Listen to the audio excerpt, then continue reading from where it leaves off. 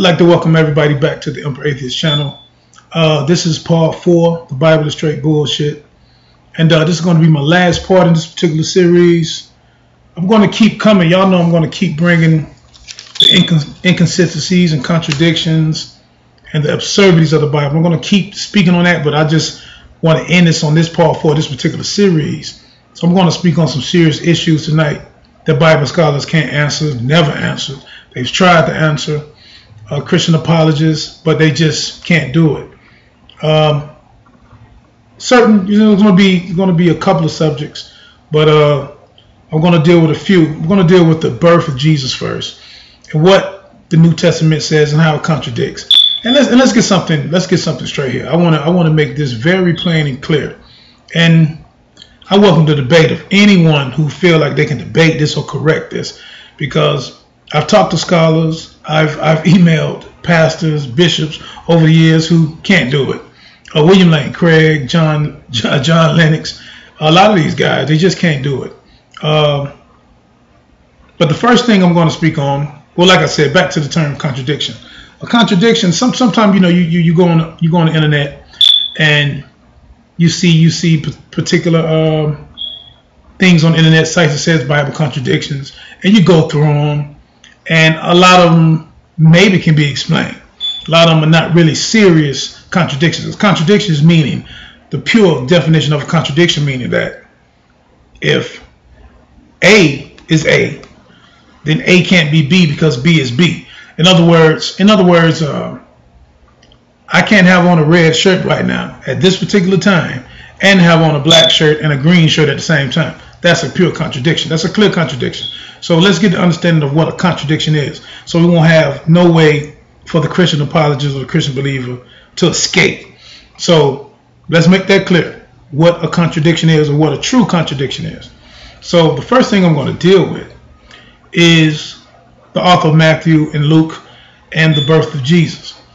And it's the particular issue is the time frame, a 10-year difference in the time frame.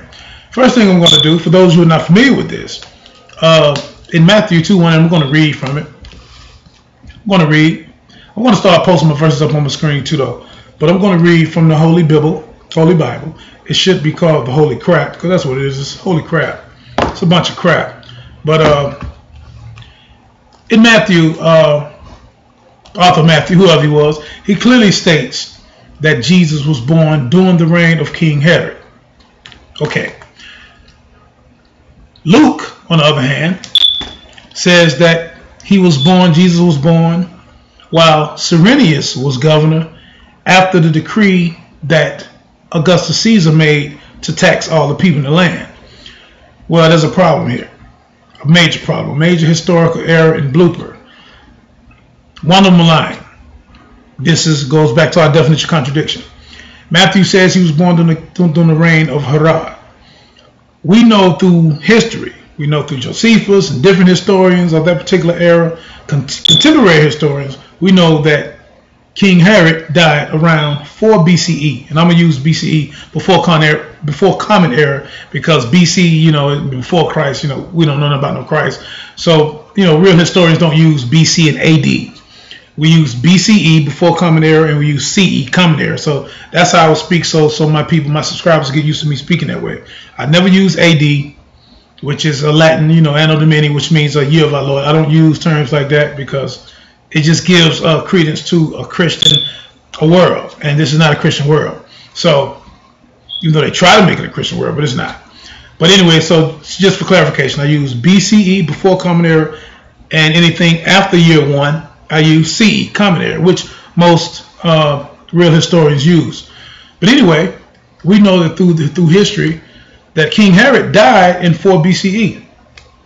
But now Luke says that Jesus was born during the governorship of Cyrenius or Quirinius, which we also know, not only do we know that this was around 6 or 7 CE, which is like 10 years later, but we also know that this is when Caesar Augustus gave this particular order to tax the land.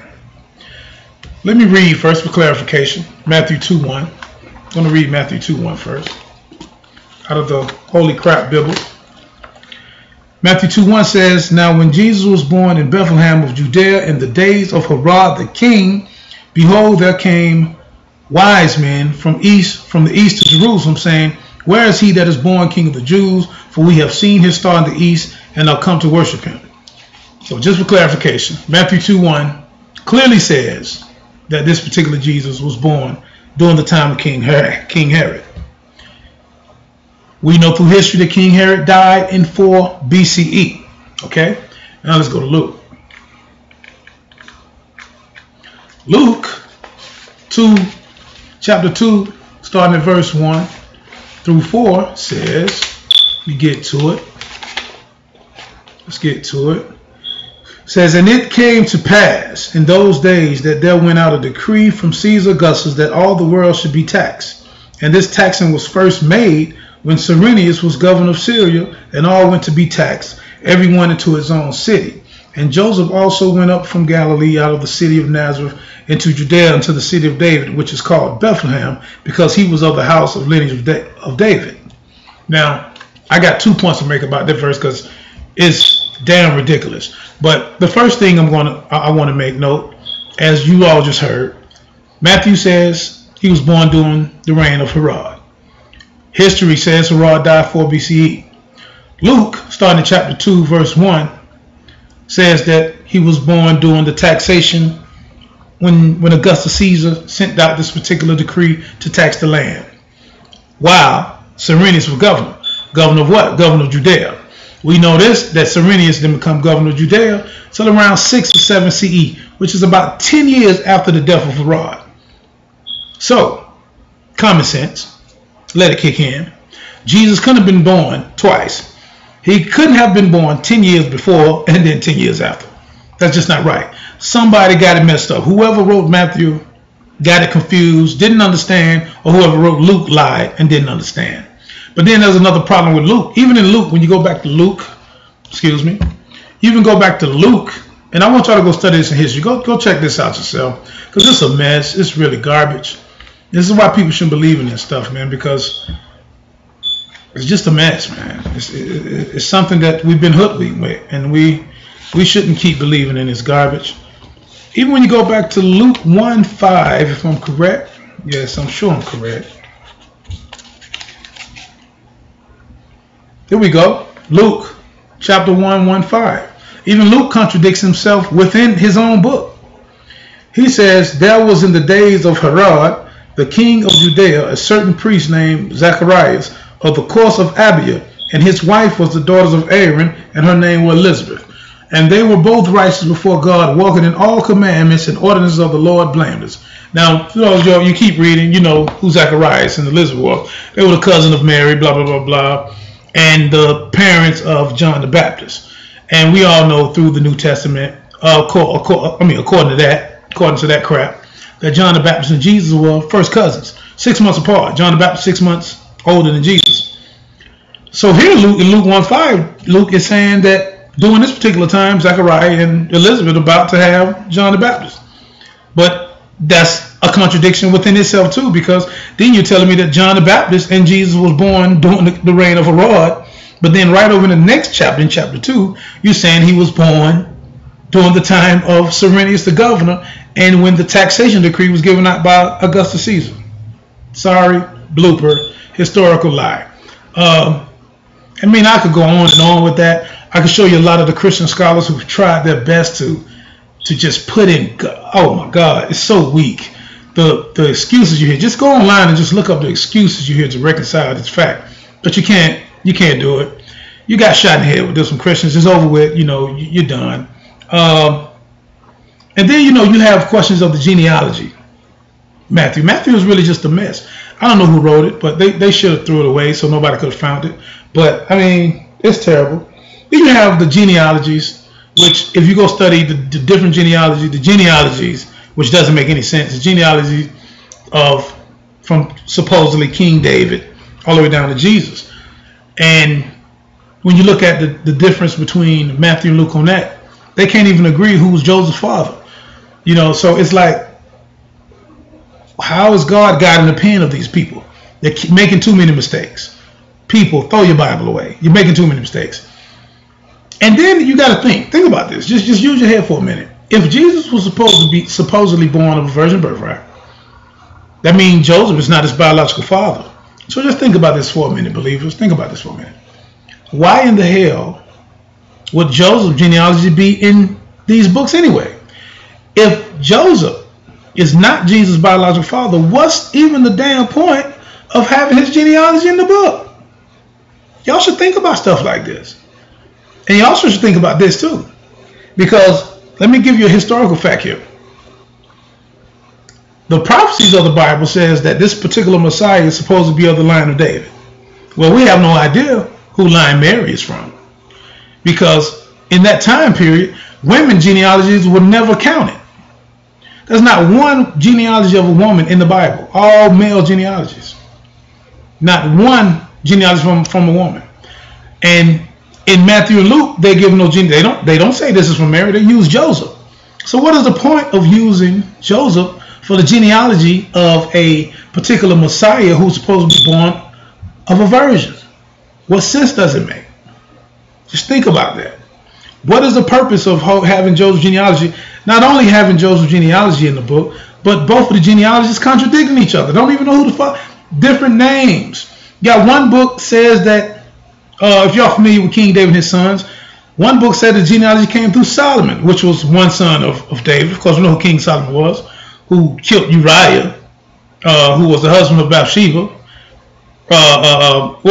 King David killed Uriah. That's who Solomon. Solomon was the son of Bathsheba. Then you had Nathan, who was another son of David. Then one of the genealogists say that Jesus came through Nathan's line. That's impossible. You come through David's line, but you can only come through one of his sons. You can't come through Solomon and Nathan. Another red light. So the genealogies are contradicting within themselves. But the main point, the question I just asked, why in the world would you use Joseph for a genealogy if he's not the biological father of Jesus? Then you have 4 women mentioned in these genealogies. Tamar, who was a whore, of course, we go back and read. Tamar is the one who she dressed up like a harlot to go sleep with Judah so she could carry on the seed, a whore. Ruth is mentioned in his. Y'all know the story of Ruth. Y'all know all the things that they did. Her and her mother-in-law. Then you had Rahab, who was a whore from Jericho, the city of Jericho. Then you had it was Tamar. I have it right here. It's Tamar, Rahab, Ruth, and Bathsheba. Yes, Bathsheba. I forgot. Bathsheba is mentioned, who I just mentioned about Solomon, who was the mother of Solomon, who David killed her husband on the battlefield. Y'all know the story. Y'all read it. Go back and read it. So what's the point of these 4 women even being mentioned in the genealogy? Why would 4 women be mentioned in a genealogy? And it's kind of funny that these particular 4 women all dealing with some type of sexual impropriety. Something is just something about a sexual encounter. Why? What's the point of that? There's something strange about these particular things that people are not paying attention to. And I could go further and further and further into, wow. It's like a never-ending thing as far as on the New Testament and Old Testament considered. It's just a lot of nonsense, a lot of bullshit that people got to snap out of. Another thing I want to mention, when Christians talk about the canonization of the Bible, we have 66 books in the normal King James or whatever you want to call it, whatever version, it doesn't matter. 66 books, you have 39 Old Testament, 27 New Testament. And most Christian scholars say, they're of the belief that these other books, apocryphal books, some books within the Catholic canon, were uninspired by God. Meaning, what they have in the New Testament, the 27 books they have in the New Testament, from Matthew to Revelation, is obviously what God wanted in the New Testament canon, which is so far from the truth, because God had nothing to do with it. Which God really had nothing to do with a lot of stuff that people think. But these particular books, a Book of Enoch, for example, which is my birth name, by the way. The Book of Enoch, A great book if you've never read it. There's a lot of other books I can name. I mean, it's the Maccabees 1, Maccabees 2. It's so many books that are outside of the canon, but which mentions the story of the Jews and prophets and God of Israel and Moses that are not in the Bible. And a lot of people are not familiar with these books. But the book of Enoch, the reason I mentioned the book of Enoch, because when you go to the New Testament, and this kind of proves my point on as far as God and what he wanted in the book, because when you go to the New Testament, the book of Jude actually mentions the book of Enoch. Matter of fact, whoever the author of Jude was directly quotes from the book of Enoch, the second book of Enoch to be exact. And just go and research that and see what Jude says. But the question to be asked about that, if an author in the New Testament, which Christian scholars say was chosen by God or was inspired to be put in a book, if this particular author mentions another book which you all consider to be apocryphal or not inspired, then what does that say about the historical lies you're telling? Because if Jude, what you consider to be an inspired book, is speaking about another book within the book, how can you deny it? Come on now, wake up, think about it. You can't deny that. So my question is to you Christian scholars and believers, why is the book of Enoch not included in the biblical canon, in the modern day Bible today, when a book within the Bible mentions it? Book of Enoch is not a lost book. So why is it not in the New Testament canon or the Old Testament canon? Why not? I tell you why not. Because the first fathers of the church saw a lot of things that contradicted what they wanted to teach and what they wanted to brainwash people with, and how they wanted to bring Christianity to a particular belief point, which they borrowed from a lot of different ancient religions. You know, a lot of people say, they compare Christianity to ancient Egypt, which does a lot of similarities to Jesus and Horus or Haru of ancient Kemet, ancient Egypt. There's a lot of similarities. Some people say, well, Horus was born of virgin birth. Well, that's not true. But the similarities of Horus and Jesus were so close as far as a Set is concerned. A Set who most of you know as Isis, So when you think about Isis and you think about Mary was supposed to have been born of a virgin, but Isis still had an immaculate conception. And I'll get off into that later in another video. But when you look at gods like Mithraism was probably the closest religion, ancient religion that you could see Christianity basically derived from. Mithra was born out of rocks. He wasn't born of a virgin, but he was born out of rocks. And the sun god came to Mithra, sent a raven to him, and told him, to sacrifice his bull. He needed the blood of this particular bull to save the world. So he did it, and the bull, he was about to do it, and the bull went into the sky and turned into the moon and all this crazy stuff. But the thing about the story is that Mithra became this particular god. And by the way, he was born December 25th. He became this great god of mankind. And the blood of this bull became something that saved the world. Same thing in Christianity with the blood of Jesus Christ. If you ever get a chance, go study Mithraism. You had the Roman versions of Mithra. You have the Iranian and Persian version. Mithraism predates Zoroastrianism. And a lot of these particular ideas and concepts were borrowed from these ancient religions and cultivated into Christianity. Some Christian scholars say, well, no, Mithraism is for the Last Supper. Mithraism had a particular same thing of a Last Supper type thing. Same thing. And then when you look at the December 25th of Jesus and Christmas, Christians will tell you, oh, well, the Bible doesn't say Jesus was born December 25th, but yet Christmas every year, this is what you Christians relate Christmas to. You relate, whether you want to admit it or not, you relate December 25th, which is the winter solstice, which is a pagan birth of the sun god, different sun gods, not just Mithra, Tammuz, ancient Sumerian gods. You relate December 25th to Jesus. Why? Where does it come from? You have to think about things like this. This is ancient mythology that has been integrated into your religion. Why? Because your religion is mythology. Your religion is no better. Jesus and Yahweh, Allah is no better than Mithra or the god of Zoroaster or Mazda or Zeus. It is no difference. So when you think about these things, even Easter. I forgot about Easter. If you've ever studied the religion, it's called Orpheus. There's a god called Orphic. And in Orphism, Orphic was born out of this big egg. So for those who want to know what an Easter egg, what does an Easter egg and a rabbit have to do with the resurrection of Christ? Well, I'll tell you. It was a mythology. Orph was this god that came out of this egg, this cosmic egg, and he created the universe. The universe and everything in the universe was created by this god called Orphic. So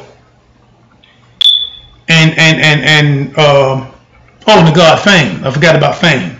It was a deity called Phanes, Phanes, if y'all want to go look that up. But these particular things were integrated into Christianity. And the authors of these books, a lot of these people were familiar with these ancient religions because they was during that time. And they created a whole myth around Jesus. Whether Jesus was real or not, I don't get off into the Jesus myth if he was real, because it's irrelevant if he was real or not, because the Bible is fake. So whether Jesus was actual or historical figure, he might have been. I don't get off into that, but Richard Carrier and a lot of those historians, Price, they do a great job as far as on the Christ myth theory goes. I've delved into it, and I'm like I say, I'm middle ground when it comes to that. But it's irrelevant. Even if this Jesus Yahshua was a real character, he still didn't do what the New Testament writers say he did. He didn't die for nobody's sins. He didn't resurrect from no dead. And 9 times out of 10, he didn't turn the water into wine. So, that's bullshit. But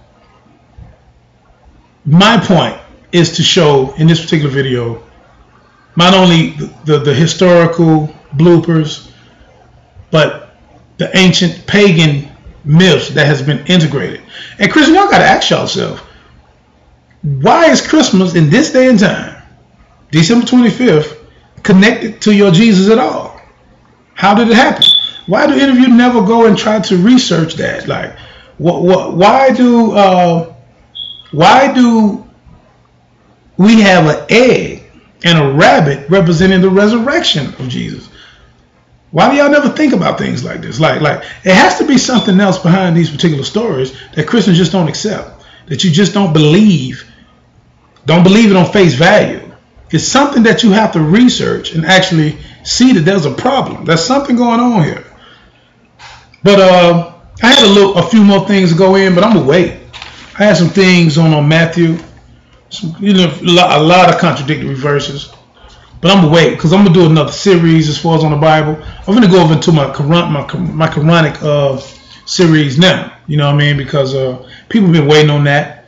The Bible, I can make like probably part 55 of the Bible is straight bullshit. I can make so many parts of that because it's so much to talk about, especially when we're dealing with textual criticism, real biblical contradictions, not bullshit biblical contradictions, real biblical contradictions. Real things that Jesus said or didn't say, or what the author said that contradicted themselves. Paul contradicted in so many ways, you know. I mean, I could go on and on with that, but I'm going to particular in this video right here. I'm going to read this one more. I'm going to read this one more. And this comes from Matthew 12:39 and Mark 8:12. And this is particular Jesus, supposed to be Jesus talking, and he's giving a sign to his disciples. In Mark 8:12, those of you want to go to it, Mark 8:12, I have my Bible right here. I read it. Those who might not want to go to it. It's talking about the sign of Jonah. And then just something to leave y'all with on this one, man. No big deal, you know what I mean? We're going to keep it 100. Mark 8:12 says, let's start at 11, how about that? And the Pharisees, because he had a debate with the Pharisees, says, and the Pharisees came forth and began to question with him, seeking of him a sign from heaven, tempting him. And he sighed deeply in his spirit and said, why doeth this generation seek after a sign? Verily I say unto you, there shall no sign be given unto this generation. And he left them, entered into the ship again, departed to the other side. So now Mark 8:12, Jesus says, hey, ain't no sign going to be given to this generation. Period. Why y'all keep looking for it? Quit talking this babble to me, blah, blah, blah, blah, blah, blah. But when we go to Matthew 12:39, we run into an issue here. Matthew 12:39. We run into a big problem here. Y'all heard Jesus just say, well, ain't going to be no sign given. But over here, he's saying something totally different. Like, what's up, Jesus, man? Make up your mind. Over here, he's saying, he's talking to the scribes in this one. So I'm going to start up first. So I'm going to read right on the verse. He said, for by thy words thou shalt be justified, and by thy words thou shalt be condemned. Yeah, I know that's damn right.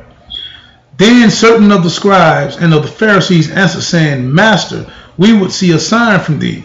But he answered and said unto them, and even a dosage generation seeketh after the sign, and there shall no be sign given to you, but the sign of the prophet Jonas. For as Jonas was 3 days and 3 nights in the whale's belly, so shall the Son of Man be 3 days and 3 nights in the heart of the earth. Okay, I'm going to stop right there. Now, I just read in Mark 8:12, he was talking to the Pharisees. They was asking him about signs. He said, look, y'all, this generation, y'all ain't getting no sign. But then we go to Matthew 12:39. He says, yeah, y'all gonna get one sign. That's gonna be the sign of Jonah. And he said, and he prophesied of himself, of course. And this is a big problem here too. Big contradiction on Jesus' part. He said that as the sign of Jonah, he said that he would be in the heart of the earth, the ground, 3 days, 3 nights. Well, we know that's a lie from the crucifixion, because if he got hung up on the cross on Friday and Joseph of Arimathea came and buried him, what you was in the ground Friday night and Saturday night. If you rose early Sunday morning, you couldn't have been in the ground 3 nights. Nor were you in there 3 days, because Friday evening you died. That couldn't be counted as a whole day. Saturday was just one whole day. And then you rose when Mary Magdalene came to the grave on Sunday morning. You were already gone.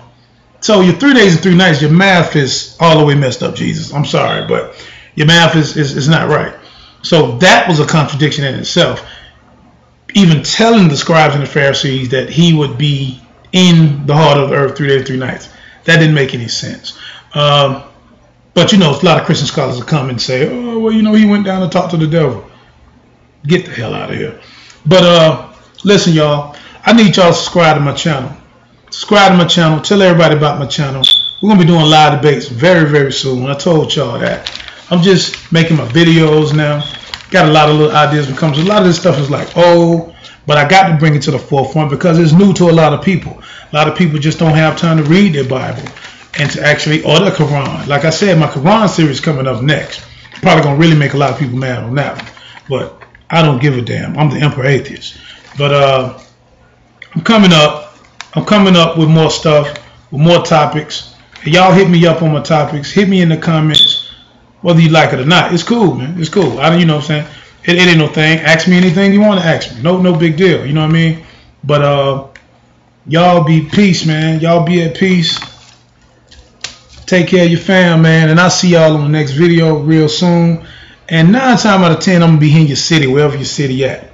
And my book, Why Do You Still Believe in God, will be coming out soon. Be coming out on Kindle, on Amazon. I'll be in Books A Million too, hopefully. So I'm dealing with that now. And so y'all just stay tuned. Peace out.